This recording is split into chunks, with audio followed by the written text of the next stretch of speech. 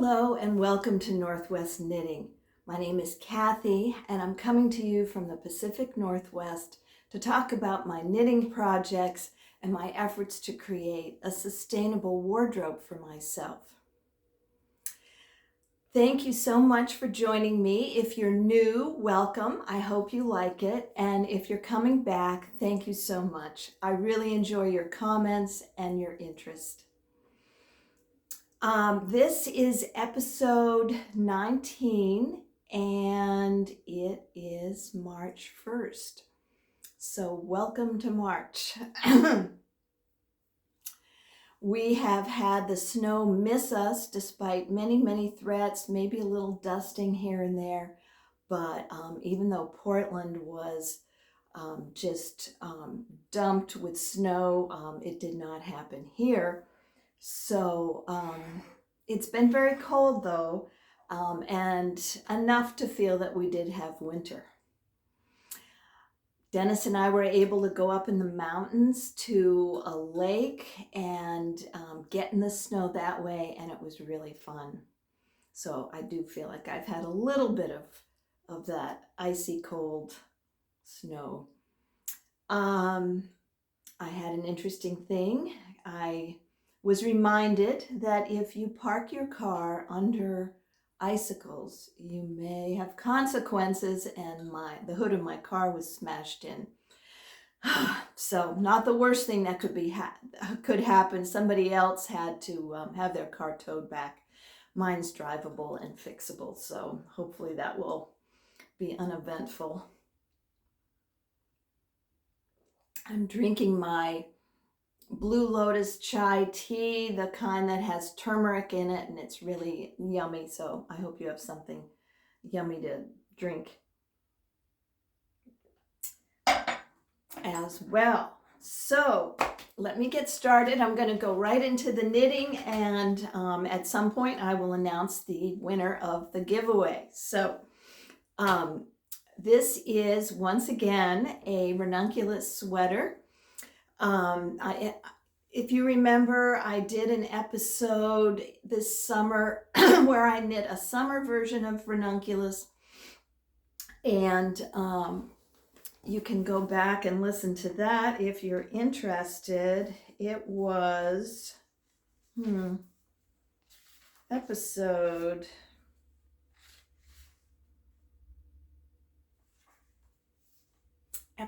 8. Anyway, I love the pattern, and I'm trying to use the yarns in my wool pantry. I haven't gotten any new yarn since way before Christmas. I ordered some online in late November, and I haven't purchased anything new since then. I had a small amount gifted to me, which I have plans for.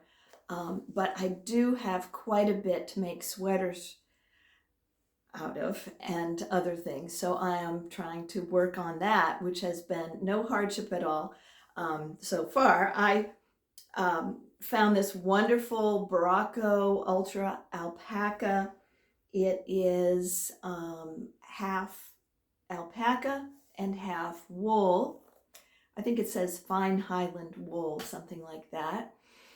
And it is, I think they consider it a worsted weight, but to me, it felt more like a DK, I would say. It's just, I think that alpaca creates kind of a softer feel. It is for me, this is really close to skin. I don't know that everyone agrees.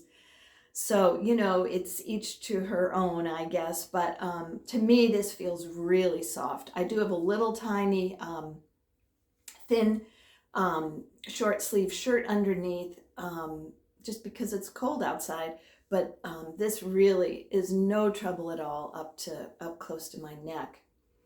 So I'm sure most of you know about the Ranunculus by Midori Hirose.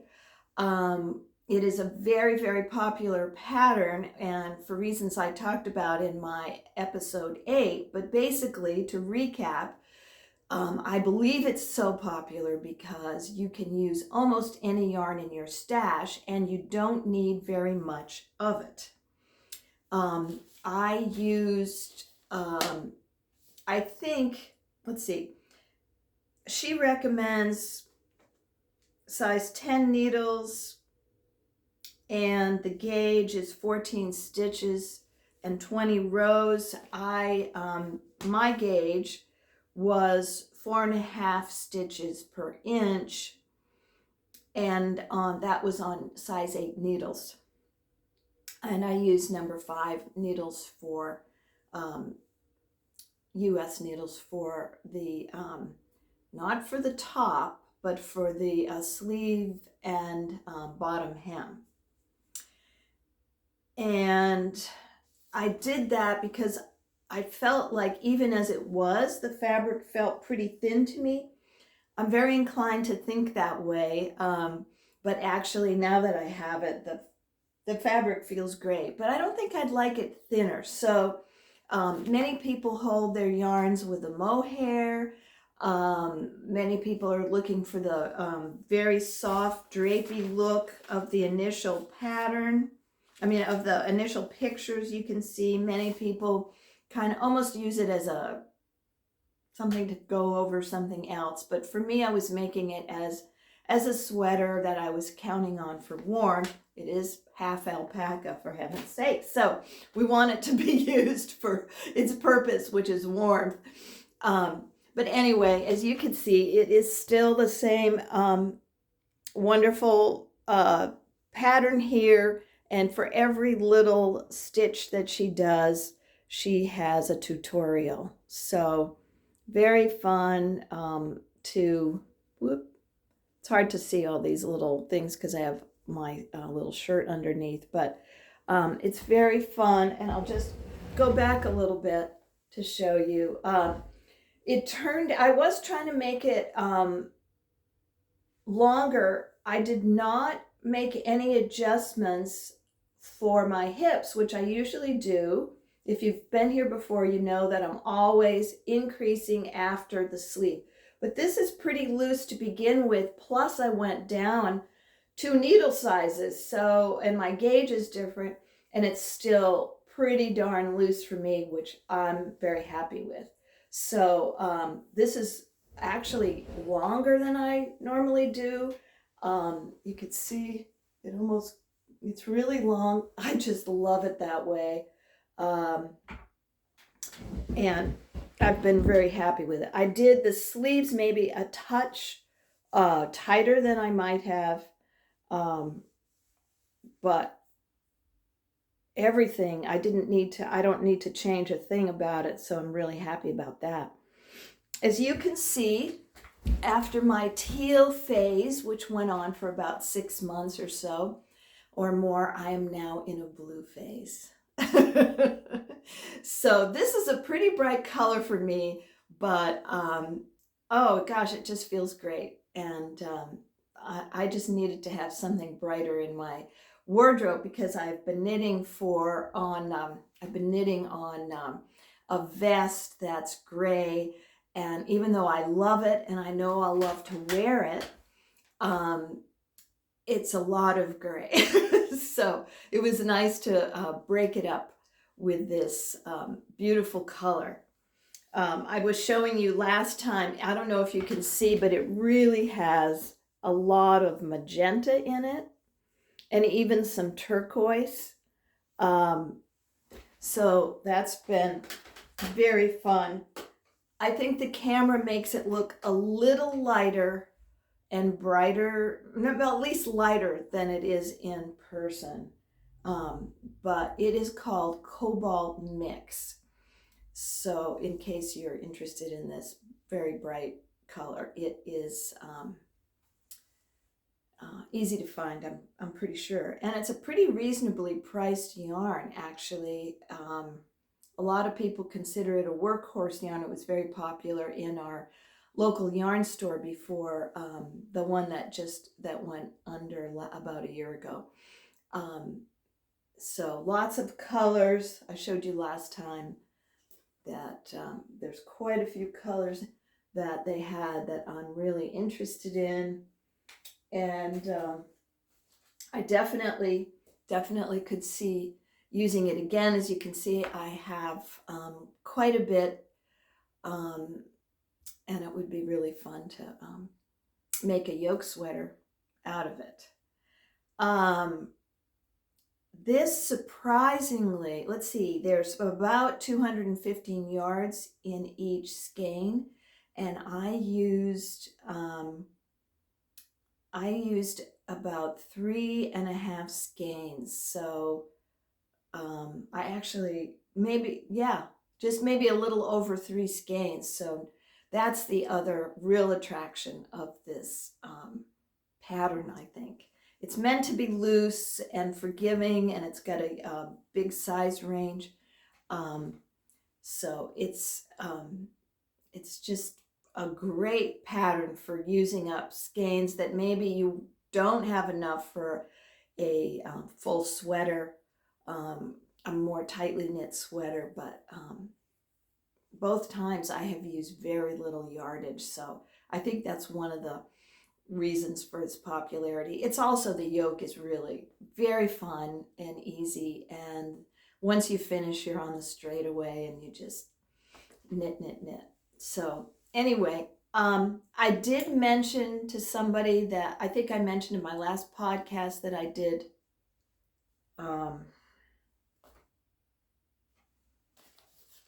wait a minute, where did I put it?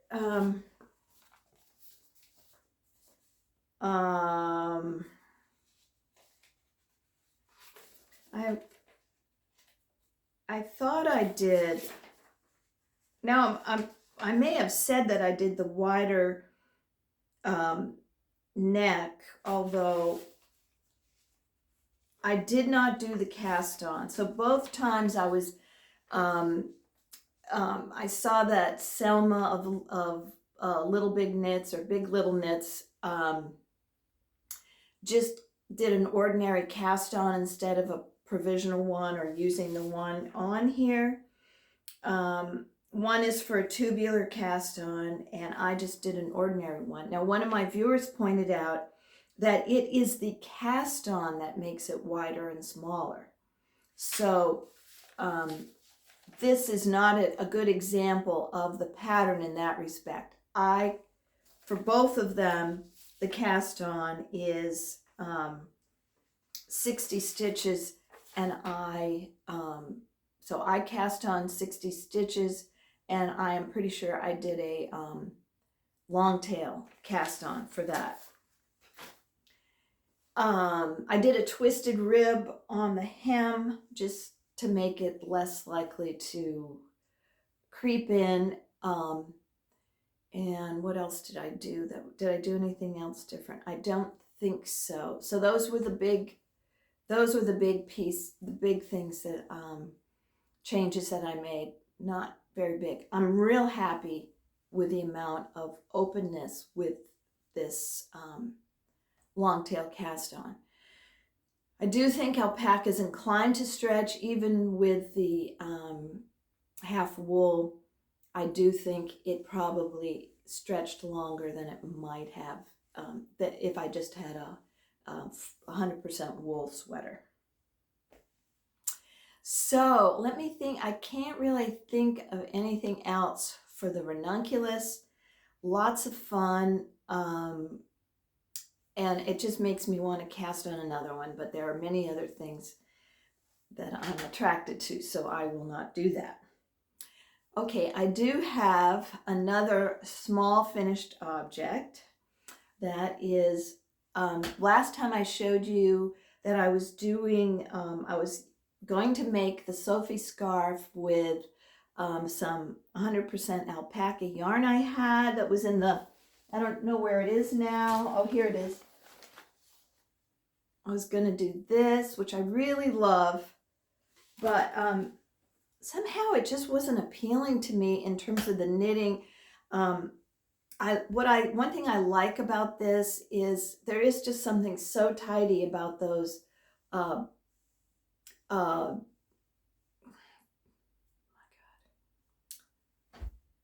I-cord edging, and I like how tidy and neat the shawl looks, the scarf looks, and somehow the variegation just, to me, made it look kind of messy. And I think I want to use it for a different kind of shawl. So anyway, I found this is some less than a skein of some Malabrigo yarn that I found in my wool pantry. And I think it's the Machetta. Anyway, it's a bulky yarn. The pattern calls for DK weight, I believe, and I used bulky, used size 7 needles, whereas she's going, let's see, she was using US size 4. I was using the 7s, and basically I was using more or less the measurements, the finished measurements of the shawl, the scarf, of the large size. And then I added 2 inches at the end because you've got a lot of flexibility here. Now, in a perfect world, I would have divided this yarn in 2, and then I would have done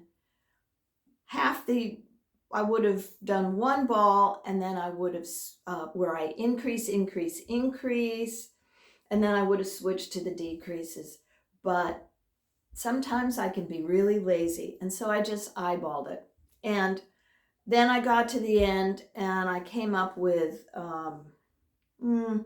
maybe more the length of the smaller size, and it felt too small. So then I just kept going and added more. And my reasoning is that I wanted to have enough. I don't like it when I'm feeling like, oh, I just barely have enough to tie here. So it's asymmetrical, you can see. And then I will just go over here and do this, and maybe one more time, depending on where I am. But I could see this at first. When this first came out, I thought, well, that's just such a tiny little thing. I don't know how useful it is. But I can really imagine that it will be very useful for a close to the neck. The yarn, of course, is superwash yarn. It's very soft and comfy, and is a nice bright color. I will probably not be wearing it when I have all this bright color from my Cobalt sweater. What I was imagining is I have a black raincoat, and I've had it forever, but it still works fine, and it goes down to my knees, so it's almost like a trench coat. And when if I do any traveling, I tend to wear that, and then I put layers of warm sweaters underneath.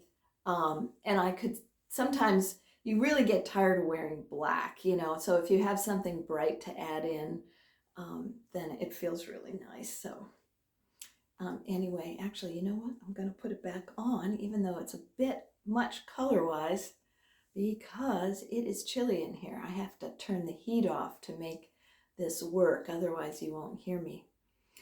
Anyway, these are really fun, and I can definitely see doing another one, and maybe the shawl, which I also bought. There's certainly if you've been knitting for a while, this is something very easy, and you might want to fiddle around with the dimensions and so forth. But anyway, very fun. Oh my gosh. Okay, I saw one of the viewers mentioned, I'm pretty sure it's the Black Sheep. It's a podcast, and I'm pretty sure her name is Black Sheep, and she used her Sophie scarf for a head wrap. I won't do it here because it's going to mess up my hair, which I have to get through the podcast first. But I could see you really using it as a headband more than a wrap for me, because based on my hair. But it's pretty wide, and I don't know, I could see actually making one a lot thinner and making it more of a headband type thing, and then you could, if you were traveling or anything, you could use it for the neck or the head, and you know, it could be a really good thing. The reason I'm mentioning traveling twice in one paragraph is that Dennis and I are taking a trip. He is an avid traveler, and at one point he traveled for 2 full years, and at 2 other points traveled for a whole year, 2 separate times. He has traveled a lot, and he has a big Irish ancestry, and we are going to Ireland for the first time. Well, first time for me and him together. He's been there many, many times, and I have been there once before. But we are going to the west coast of Ireland for a month, and we're going up and down the coast, and I am sure I'll be talking to you more about it. One reason I'm wanting to not buy any more yarn is that while I'm there, I do hope to go to Donegal, and I might be tempted there. Ireland, surprisingly, even though they have lots and lots of sheep, they're similar to where I live, where there are lots and lots of sheep, but they're meat sheep, not wool sheep. And the Irish production of wool has really been almost completely diminished. The Donegal, Studio Donegal, and the Donegal yarns use some Irish wool, but a lot of wool from other places, including New Zealand. So, and then I've been hearing new things about some Galway yarn using traditional sheep from Ireland. But overall, it's not lots and lots of wool from raised in Ireland. So I realize that, but if there is an opportunity to get some there, then I do love the Donegal yarn colors. So anyway, that's something that's in my mind, and that'll be in this spring.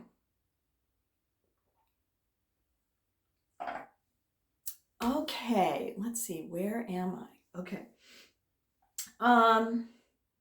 Okay, the other big thing that I've been working a lot on this gray vest of mine. It's the Burgos vest, and I didn't bring to show to you today. I have slowly made progress. Last time I talked to you, I was having trouble with the yarn twisting, and I ended up breaking into some of the other skeins, and I cut off the old skein. I should have done this right away. But I cut off the skein I was using and switched to another skein which is not twisted. So anyway, that I'm continuing to go on, but it's not very interesting at this point. Partly because I'm hoping to make it more of a tunic length, so I have quite a lot of knitting to do, and it is a little harder on my hands to use that yarn. So that is continuing, and hopefully I will have something to show you in the next month or two. But something like this, both these projects are just super easy, relatively easy on the hands, and I really did enjoy them. So I'd go back, work on that vest, and then come back to color. But the one I'm working on, did I say the Sophie scarf is PetiteKnit, and here she is wearing it herself. I'm sure if you're a Instagram person, you have been seeing it, I'm sure, all over the place. Okay, now let me get that there. So I have gone back and forth about what my next whips were going to be. I've had some false starts, took some things apart. I just have went through a weird period. So I'm trying to have things overlapping. So as soon as I finish one, I have something new going that really engages me. So I need to cast on something else right now. So I have 3 going, and then I can pace myself, because the vest, although I know I'll love to wear it, has ceased to be fascinating, to say the least. And I needed something interesting to start. So and I had done a swatch a number of months ago. I talked to you about, I think it was episode 14, and I talked to you about the Pressed Flowers cardigan. And I have the yarn picked out, and I had a swatch made and the whole thing, but I hadn't cast on, and a lot of it was that I was agonizing about the fit and how the fit would go. So anyway, this is the Pressed Flowers cardigan by Amy Christophers. Here she is wearing it. This would be my 5th pattern by Amy Christophers. I've started with the Moxie, I did the Lunenburg, the Felix pullover, the Felix cardigan, and now this Pressed Flowers cardigan, which is looking happy and good. So I think, anyway, I've always been very happy with her patterns, and I'm hopeful here. But this one is different, and the part that I was worried about is that I felt like I was between sizes. She has, so I would be more or less like a, you know, in the first couple sizes based on my shoulders, and then bigger in the hips. So if I make this longer, as I'm inclined to do usually, then I have a problem with my hips being bigger than the second size is the closest. And I felt like if I go up to the biggest size, then it'll just be way too big up here. And I was uncertain about how I could shorten it or make it smaller. And it's bottom up. So as you know, I have not had a success bottom up. So this is the first effort where I'm in a long time where I'm trying it. But what I ended up deciding is that it's a very boxy fit. It is straight up and down. And as you can see how wide it is. So even though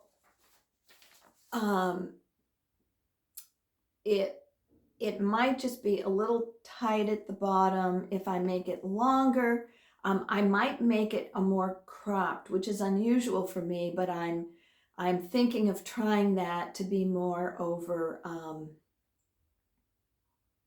I don't really wear dresses that much, but I'd like to. So should you knit for future you, your imaginary you, the you of the future that might have all those cool dresses that people are wearing? I don't know if that's a good idea, but I think because it's so boxy, I could wear it shorter and still feel like I have good coverage and everything. So anyway, I'll report back on that.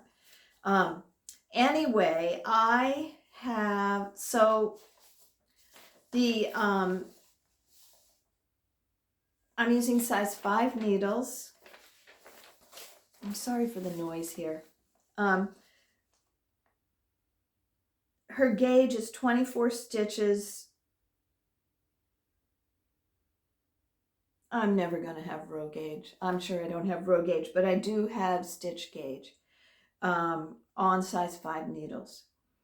I use size 3 needles for the hem. So let me show you what I'm doing. Here it is so far. As you can see, I've just gotten started. And unlike all of the other, well, that's not true. Felix cardigan was a cardigan, so knit on one side, purl on the other. But this is a little different. So you can see the little flowers there. It actually looks more, it looks like more contrast on the camera, which is amazing. But when I'm knitting at night, I feel like I have almost no contrast. So that's been a little scary, but I decided to go on. I did a twisted rib because I like it better, but it was a real slog to do the twisted rib hem. I made it just a tiny bit shorter than she recommends. I probably did cut off a couple rows because I was just getting too impatient. I'm using Lichen and Lace Rustic Heather Sport, and this is a lightly processed woolen spun 2-ply yarn, 100% Canadian wool. And the I looked it up on Ravelry, and it's a blend of Canadian yarns including Suffolk, Dorset, Cheviot, Romney, and Rideau Arcot. So it's about 215 yards in each skein. It is very rustic.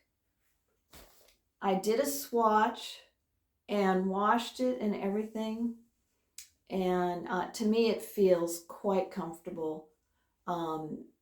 And again, it's one of those yarns that to me it's not scratchy, but it's not super soft. I don't know. I think people have different ways they look at this. I hate to even, it's just my opinion. But anyway, and you can see I'm on a theme. I just do this all the time.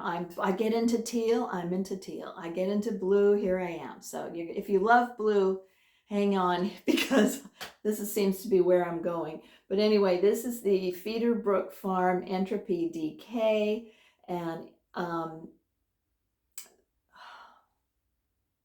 this one I believe is the Event Horizon colorway. I have 2 other skeins that I did not remember to bring in here, but they have more, they have some lighter colors in them. So I'm not sure what I'm going to do about that. I thought I needed the lighter colors because I wasn't getting that much contrast, but anyway, I could imagine playing around with the skeins. Some of them, I wouldn't want to go from here straight to a very, very pale color. But if I can do a nice gradation, then maybe ultimately it might do that. I'm going to read and see how other people dealt with how they get their sleeves to more or less be, not too far off from each other. I've talked about this before. This is an alternative to the spin cycle, which I haven't knit with, so it's not like I'm anti-spin cycle. It's just that I picked up a skein somewhere and got sticker shock because it was a small amount of yardage. But again, there's many different kinds of spin cycle yarns, and so I have not compared the recommended kind or with, okay, so she used dyed in the wool. She used Spin Cycle Wilder, which is 100% American Rambouillet yarn, and wool, and then Spin Cycle dyed in the wool, which is a superwash. So anyway, what I liked about this is this one has 265 yards, and most of the places I've seen it goes for about $28, which is not insignificant, but it when you balance yardage versus price, it seems good. And also it is not superwash yarn. So the Feederbrook is 100%, I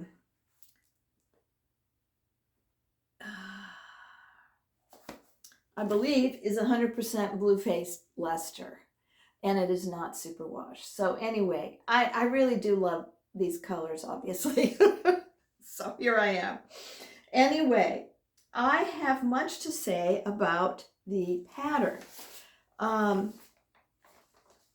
So I did the Lunenburg sweater, which is color work, and she did have you do some purling there. This one is a mosaic sweater, so you are not holding yarn. You're only using one yarn at a time. So if you've never done any stranded work, this should be no problem for you. I did, though, have some issues with following the chart, and I kind of feel like an idiot, but then maybe I'm not the only one. So many people have done the pressed flowers cardigan, and now Amy Christophers has come out with a hat and I think a cowl now. So people are really getting an opportunity to do the chart. And so if you're going to do it, I'm going to just say some things that I learned. I think there was something about the wording, maybe the way I understand the wording. Or I'm too literal or something. But anyway, she says in the notes, all stitches for the body are knit on the right side.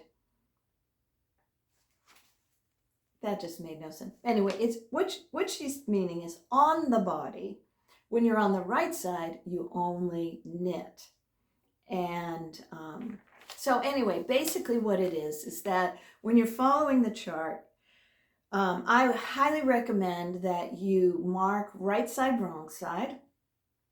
And I would also, when you are doing your ribbing, I marked the right side. So I always knew the right side and didn't get confused. Once you get going, you don't have to worry because it's pretty obvious which is the right and which is the wrong. But initially getting into the chart, it's handy to be positive which is the right side.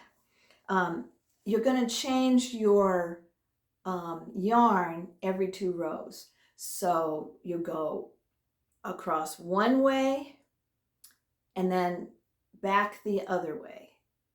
Change yarn. This is pretty, if you look at the chart, you see which yarn it starts with. It starts with a contrast color. That's the first color you do for 2 rows. Then the next one, you're going to be holding the contrast color. On the right side, it's true that they're all knit stitches, but you're on the right side, you may knit or you may slip a stitch. And on the wrong side, you may knit, you may purl, or you may slip a stitch. Okay, I looked up, I've always wondered, when you slip a stitch and the designer doesn't say what to slip knit-wise or purl-wise, what do you do? And it seems like the consensus is if the designer didn't say you slip purl-wise, if you're just moving along, if you're just literally skipping them, but then if you're using the slip stitch to do a decrease, then you generally would slip knit-wise. So anyway, that was useful to know. And I think, and the other thing is that when you do these little flowers, the little flowers are all stockinette. So whenever you get to a flower, if you do get confused, just know that it has to be knit on the right side and purled on the wrong side. So, and then you can see it has these nice little bumps all along, which allows you to keep the color going without having to do stranded work. It's really a clever pattern, and I have to say it is really, for me, has been really addicting. Because if you're doing some kind of, using a yarn that changes color, then I don't know about you, but I have to see what that next color looks like against the darker color. So that was very hard for me to put down and has led to some obsessive behavior last night. Okay, and finally I want to say one more thing about it. You'd think I had a finished object here, but it'll be a while before I finish it. But the last thing I had to say is that when I swatched, you can see how uniform it turned out, because it's a swatch. I wasn't using that much of this yarn. But when you are doing that long thing, then of course the colors really start changing. So if you're going to use a yarn like this, and you can look at other people's patterns on Ravelry, you are not going to get this uniform all one color for the flower.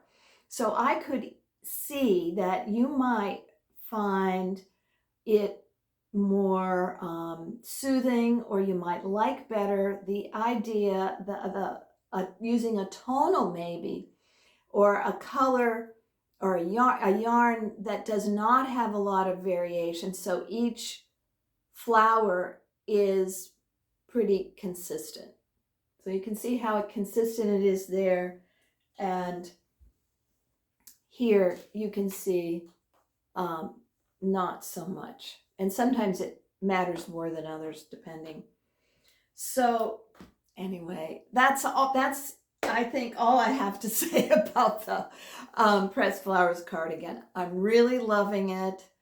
I might have to do a shawl one of these days, if not very soon. It's really been fun to work on, and I'm just hopeful that it'll continue to be a joy as in the next month or so. So anyway, let me think. Oh my gosh, I almost forgot about the giveaway. So last time, I have to say, last time I had the fewest viewers ever. And in some ways, there's so many new podcasts out there. So thank you if you're watching me. There's really quite a few people that I've been exploring. I'm always looking for someone who's a good balance for me in terms of personality and soothing and but interesting and all that. But last time I offered 3 skeins of this yarn, 2 unwound, 1 wound of this unique fingering weight, hand-dyed, self-striping, extra fine merino yarn, because I am moving along some things that I don't think I'm going to knit with. And so I'm not going to go into all that. But anyway, I said that if you commented and said what you had been knitting and what you're about to knit, then I would enter your name in a giveaway.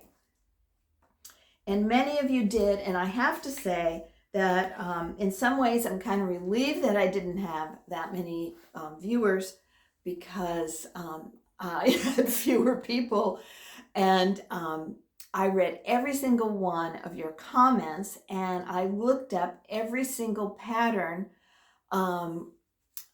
that you mentioned, just about. And I made a mistake when I did it, and I did not set a deadline, and then I later wrote on my show notes March 1st.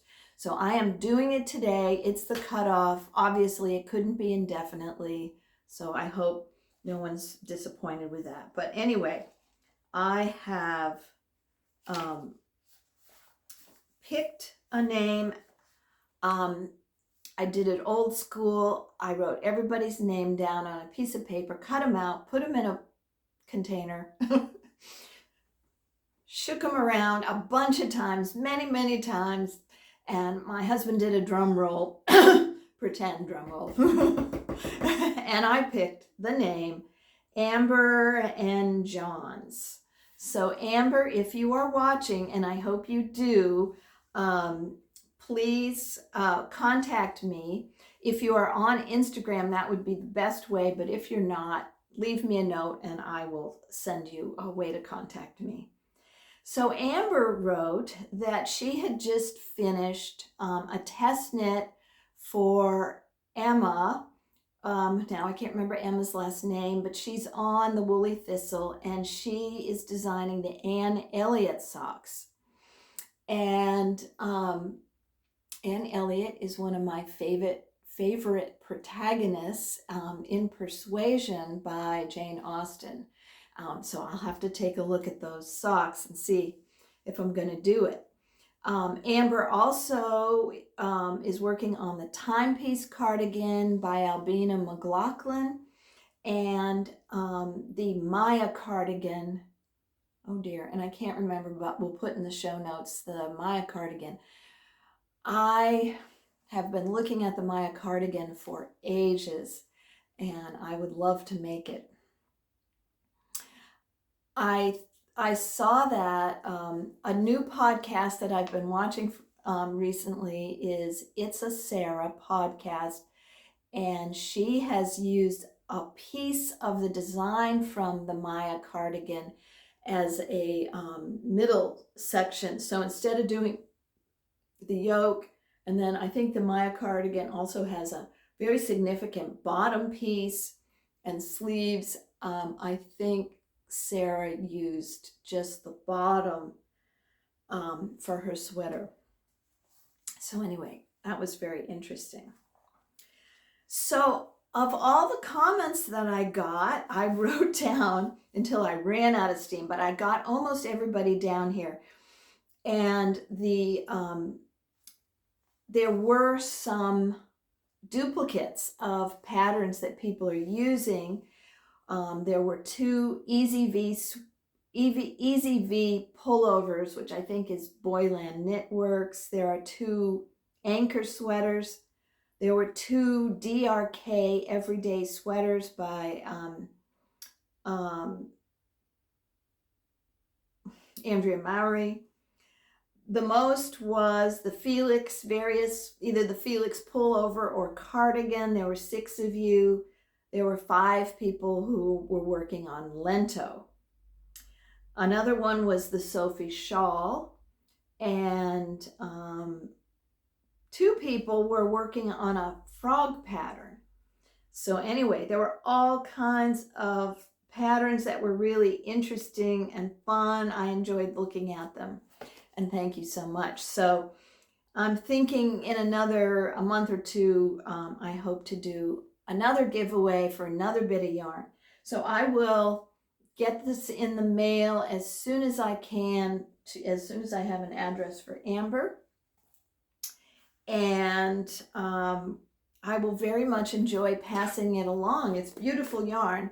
I will say one of the viewers suggested that it would look really good with black. And so that is an intriguing thought. Anyway, okay, so I think I'm going to just switch now from knitting to some of the things that I'm watching and reading. One thing, I recently reread one of my favorite books, and I can't believe that I haven't mentioned it, but I can't see any sign on all my previous episodes that I have mentioned it to you. And since it's such a favorite, I want to tell you about a book called Mink River by an author named Brian Doyle. And Brian lived in Portland. He unfortunately passed away, but left us with some beautiful books. And of all the books, I've read most of them, and of all the books I've read, this is my favorite and maybe one of my most favorite books ever, which is really saying something. He wrote it in 2010. And it's a hard to describe book. Almost always he has a character who is a talking animal, which sounds crazy, but boy, everyone, I love the animals. I almost think of them as his voice himself. So Mink River. it takes place on the Oregon coast. It feels like Oregon. It is a combination. The people in this little tiny fictional community on the coast of Oregon, I'm imagining it up north towards the north in Tillamook County. The characters, many of the characters are either Irish immigrants or Salish, of the Salish tradition. That it is filled with community and love. There's the crow is somewhat of a philosopher. There's two characters who have who run the Department of Public Works, which on the back of the book they say gives Public Works Department gives haircuts and counts insects. There's a policeman addicted to Puccini, and there's all kinds of things, some sad things, some people go through changes. I really, really do love this book. So if you've read it and you love it, let me know, because I know it wouldn't be everybody's cup of tea, but my husband and I absolutely loved it. Another book, he wrote a book that's kind of a sequel to it, and but I think of his other books that I've liked, Chicago, I liked that one quite a bit. So anyway, it's a great, it's really a good book. I'm trying to think of find a quote here from a reviewer that might capture it a little better than I can. His narrative ricochets with a wondrous blending of the real and magical from character to character as he tracks the intersecting lives of the people in the community. It's really lovely. So anyway, I'll stop raving. Another book that I'm sure I will talk about more that I got for Christmas, it's called Worn, A People's History of Clothing, and it's by Sophie Thanhauser. I don't know that I've mentioned it before, but if I haven't, I do want to mention it. And at first I thought she would talk a little bit more about, she talks about, but it's not her primary focus to talk about the environmental aspects of things. She's really talking about fibers that have been used for clothing through the centuries, but as related to people. So usually as related to people making them. And I've gotten through linen, and mostly I'm finished with cotton. I expected the cotton section to be hard to read because of our horrible history of cotton fields and slavery in this country, and was very sad to learn that there is still forced labor being used for the production of cotton. And according to the author, it is in China, in the Xinjiang province, among the Uyghur people. So there have been some really hard to read portions, and I wasn't even reading about the American South, so that was disheartening. I'm now starting the section on silk. Other sections are synthetics, that she's going to talk about rayon and nylon. And then there's a chapter, which I did read at the beginning, the chapter on wool. And anyway, I'm sure I'm going to be talking about this more, but if you're interested in history, this is really a great book. And so here's the picture on the cover. and the title is Worn, W-O-R-N. Okay, boy, this goes so fast, or I just talk too much maybe, but anyway, I just want to say one last thing is that I have been Dennis and I just watched a show called Lidia Poet, and it is on Netflix, and I think it was about 6 or 7 episodes, and it is about Lidia Poet. The real Lidia Poet was the first woman in Italy to take the tests to be admitted to the practice of law in Italy. And I think she was born in 1855. So this was a long time ago, but she was denied entry, and I think didn't get to, well, I hate to ruin anything, but there is a real Lidia Poet. If you want to know more about her, it is a fascinating story. It's a very beautiful woman who plays Lidia. She's has sex a lot, but a little bit more than you'd think for a story about a lawyer. But anyway, I was very interested in it because I practiced law for 40 years. And when I started practicing when I went to law school in 1976, we were just at the beginning of women entering law school in large numbers.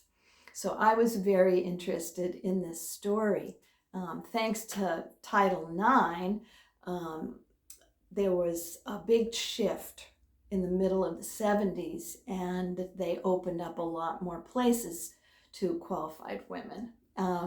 So anyway, I was very interested in that, and I did practice until I retired, which I have complicated and mixed feelings about, but most of it was very satisfying. So at some point, I never wanted to talk about that as a main focus of what I'm doing here, but it is a real part of my background, and that is what really got my attention about watching Lidia Poet. Anyway, thank you so much for watching. I am hoping to have more to show you on my pressed flowers, cardigan, and some other things that I hope to be working on. Thank you, and I hope that you are in good health and happy knitting.